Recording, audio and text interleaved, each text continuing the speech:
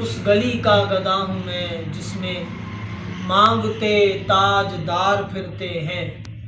اور جو تیرے در سے یار پھرتے ہیں در بدر یوں ہی خوار پھرتے ہیں۔ اور کوئی کیوں پوچھے تیری بات رضا، یہ رضا یہ اعلیٰ حضرت امام احمد رضا خان فاضل بریلوی رحمۃ اللہ علیہ آپ کا کلام ہے۔ اور یہ جو آپ نے کلام لکھا ہے نا، یہ کہیں اپنے گھر میں بیٹھ کے نہیں لکھا، یہ مدینہ شریف کے صحن میں بیٹھ کے آپ نے یہ کلام لکھا تھا۔ اور آپ کے جو خلیفہ تھے وہ فرماتے ہیں میں حضرت کے ساتھ تھا کہ رات کو کوئی 2 سے 2:30 بجے کے درمیان مدینہ شریف گئے ہوئے تھے، کہا رات کو 2-2:30 بجے کے درمیان مجھے جگایا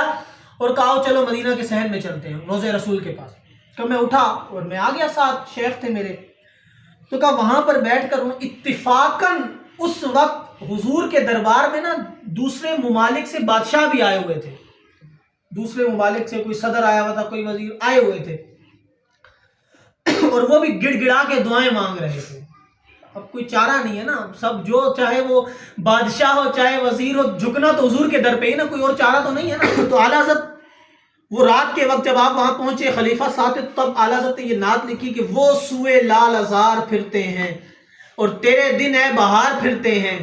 تو کہا پھر آپ نے اس طرف دیکھا، وہ ایک یمن کا بادشاہ وہ رو رو کے دعائیں مانگ رہا تھا، وہ ادھر ایران کا تھا، وہ ادھر عراق کا تھا، وہ ادھر فلاں۔ تو پھر آپ نے فرمایا اس گلی کا گدا ہوں میں جس میں یہ مانگتے تاج دار پھرتے ہیں۔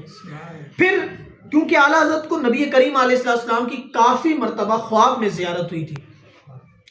لیکن وہ علامہ اقبال کا شعر ہے نا کہ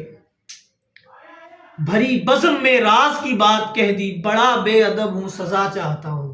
تو اعلیٰ حضرت وہ ان کے خلیفہ فرماتے کہ اعلیٰ حضرت مجھے کہنے لگے کہ خواب میں تو بڑی بار دیدار ہوا ہے، آج دل کرتا ہے کہ سامنے حضور کا دیدار کروں۔ کا پہلے یہ جملہ کہا، پھر ساتھ ہی خود اس نعت کا آخری شعر لکھا کہ کوئی کیوں پوچھے تیری بات رضا، تو ہے کون، تجھے کون پوچھے۔ اور تھے کون وہ؟ اعلیٰ حضرت وہ ہستی تھے کہ اس وقت اگر آپ یوں کہیں کہ مسلمانوں کا سائنسدان تو وہ اعلیٰ حضرت کو کہہ سکتے ہیں۔ علوم و فنون میں قرآن پاک کا ترجمہ ہو، تفسیر ہو، حدیث کی کتابیں ہوں، فقہ کی کتابیں ہوں، ٹھیک ہے، اصول کی کتابیں ہوں، تفسیر کی یا اصول کی حدیث کی کتابیں ہوں، منطق ہو، فلسفہ ہو، کون سے ایسا علم تھا جو آپ کو نہیں آتا تھا؟ لیکن اس کے باوجود آپ نے کہا کہ کوئی کیوں پوچھے تیری بات رضا، تجھ سے کتے ہزار پھرتے ہیں۔ یعنی کہ تجھے کون پوچھے گا، یہاں تیرے جیسے کتے تو حضور کے در پہ ہزار پھرتے رہتے ہیں۔ یعنی اپنے آپ کو حضور علیہ السلام کے، ملا جامی نے بھی تو یہ شعر لکھا تھا، سگت را نام بودے کہ یا رسول اللہ، کاش، عبد الرحمن جامی آپ کا بہت بڑے اللہ کے ولی تھے، آپ فرماتے ہیں کاش یا رسول اللہ آپ کی گلی کے کتے کا نام جامی ہوتا تو آپ بار بار اسے بلانے کے لیے یہ جامی نام تو لیتے،